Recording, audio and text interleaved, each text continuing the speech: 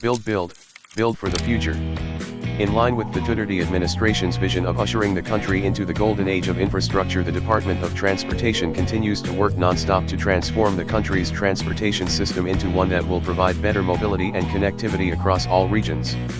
With less than 2 years left in this administration, Secretary Arthur Tagatti's Department of Transportation has already made progress toward providing Filipinos with long-term comfort and convenience through executing transformational infrastructure projects, programs, and initiatives. The DOTR has been establishing new gateways and renovating, repairing and upgrading the country's current airports in order to integrate and tie every region of the country and its people closer together.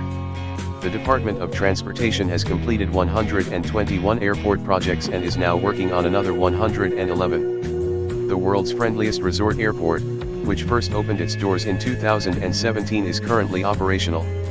The airport's new parallel taxi second runway, which will double the airport's operational capacity, was dedicated on January 14, 2020.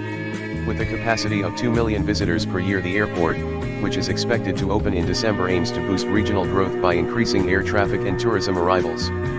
This game-changing airport is projected to complement the NAIA and Clark International Airport's operations with its projected state-of-the-art amenities and strategic location. Clark International Airport Terminal 2 must be opened by January 2021, according to DOTR Secretary Arthur Tagatti. The NAIA, the country's main gateway, is undergoing rehabilitation work that is planned to be completed within the year in order to provide better service to the flying public. The airport was built ahead of schedule and opened in February 2020 as one of the solutions for reducing traffic congestion at the NAIA. It was supposed to open in March 2020, however it was actually finished in February 2020. General aviation and turboprop operations are now conducted at the airport. Finally, the Duterte administration has night-rated 22 commercial airports and aims to add 11 more by 2022 in order to improve airport operating efficiency and alleviate daytime aircraft congestion. The DOTR plans to enhance the length of the country's railway lines from 77 kilometers to 1,900 kilometers by 2022 and beyond. To achieve this goal, 6 railway projects are now under construction: the Metro Manila Subway, Common Station, MRT-7, LRT-1 Cavite Extension, LRT-2 East Extension, and PNR Clark Phase 1. Among these are the PNR Clark Phase 2, PNR Calamba, PNR Bicol, Subic Clark, the Mindanao Railway, the LRT-2 West Extension, the MRT-4 and the Cebu Monorail. In addition, the MRT-3's existing train route is undergoing repair. The railway line will run for 36 kilometers from Mindanao Avenue in Quezon City to NAIA Terminal 3 in Pasay City, lowering travel time from 1 hour and 10 minutes to 45 minutes. After the project is completed in 2022, travel time will be decreased from 2 to 3 hours to 35 minutes. The MRT-3 is undergoing massive and extensive rehabilitation work in order to provide a more efficient and effective service to the riding public. When the MRT-3 is completed in July 2021, commuters can expect an increase in the number of train sets deployed from 15 to 20 during peak hours. After over 2 decades and 3 administrations, construction on the LRT-1 Cavite Extension has finally commenced.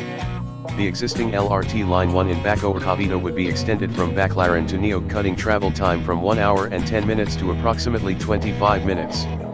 In 2021, the project is expected to be partially operational. The extension project will be inaugurated and operating in April 2021, cutting journey time from hours by bus or jeepney to about 40 minutes by rail. The construction of the Common Station is finally moving forward 24 hours a day 7 days a week after 9 years of delays, with the Area B atrium already completed. By 2021, the MRT-3, MRT-7, LRT-1, and Metro Manila Subway concourse areas should be finished. Tutuban Manila would be linked to Malolos Bulacan, reducing travel time from 1 hour 30 minutes to approximately 35 minutes. The purchase of the right-of-way for this 53-kilometer rail line segment connecting Malolos Bulacan to Clark International Airport, as well as the procurement of civil works, electromechanical and rolling stock packages, is now underway. After the project is mainly operational in 2022, travel time will be decreased from 1 hour and 30 minutes to around 30 to 35 minutes. The country's first airport rail express will also be featured on this leg. After the project is largely operational in 2024, travel time will be decreased from 3 hours to 1 hour. The rail route now has a total of 29 stations in service. This 639-kilometer railway system will run from Manila to Legazpi Albay, and Matanog Sorsogon with the spur line running from Batangas City to Batangas. Once completed, it is expected to reduce travel time from 13 hours to roughly 6 hours. In 2022, part of the railway line will be operational.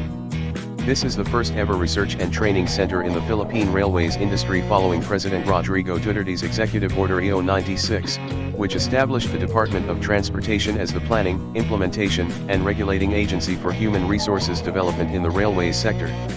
The Philippine Ports Authority and the Department of Transportation have completed 189 commercial port projects, with 37 more in the works. In addition, the maritime sector of the DOTR has completed 180 social and tourism port projects with another 71 in the pipeline. The Port of Quinapondan in eastern Samar and the Port of Bilaba in Barangay Bilaba are examples of finished port improvements. With the proposed railway systems, greenways will play a vital role for commuters, since they will make it easier to access to key rail stations and provide safe, secure, and efficient cycling transport. As a result, the Department of Transportation has started planning greenways along EDSA and in Makati Bonifacio Global City. The Davao Public Transportation Modernization Project was established to provide Davaoinos with a more efficient and cost-effective mode of public transportation, and it has already been approved by the NATA Board, with a Memorandum of Understanding set to be signed in July 2020. The Department of Transportation, in partnership with the Metropolitan Manila Development Authority, started laying the foundations and activating protected bike lanes to encourage people to use active transportation.